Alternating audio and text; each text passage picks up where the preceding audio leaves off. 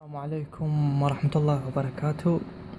أصدقائي على اليوتيوب، أصدقائي في جروب تعليم الهندسة الصوتية والتوزيع والعزف للمبتدئين.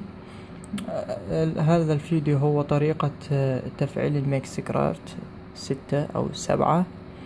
حبايبي، اكو هواية موجودات على اليوتيوب اشوفهم، وهواي ناس ينطوكم باسورد للتفعيل. هو عد انه تجي هنا، اكو هنا تطلع لها سماعات، تطلع لنا نفعل هذا.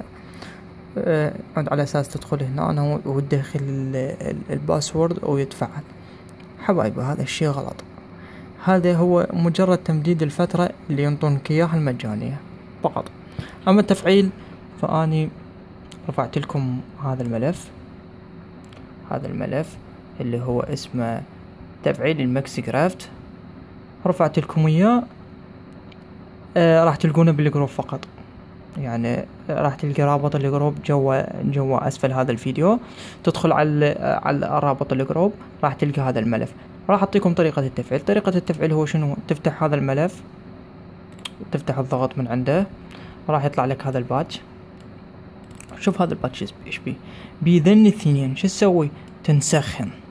اوكي، تنسخن. نقول نسخناهن، تروح على الميكس كرافت مالتك، يعني انت تستخدمه ان كان 6 او 7 أو 7 برو. هذا 7 برو، انت يعني هذا بفلوس. 7 يعني 7 المجاني.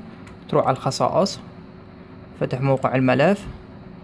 من تفتح موقع الملف هنا تجي شو تسوي؟ تلصق الباتش اللي نسخته.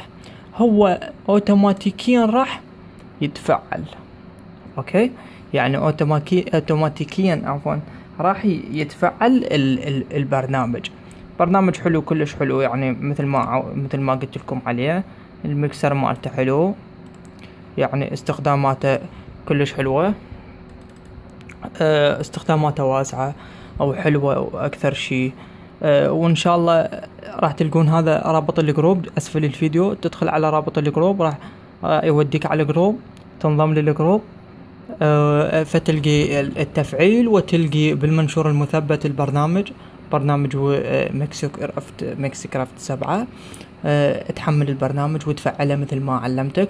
وان شاء الله تنتظرني اسوي لك دروس تعليمية اكثر واكثر. واي سؤال انا اتمنى تسأل على الجروب. من تسأل اقدر اعرف شنو تطلبون، على مود اقدر اسوي لكم فيديوهات. شكرا جزيلا لكم. اخوكم زيد.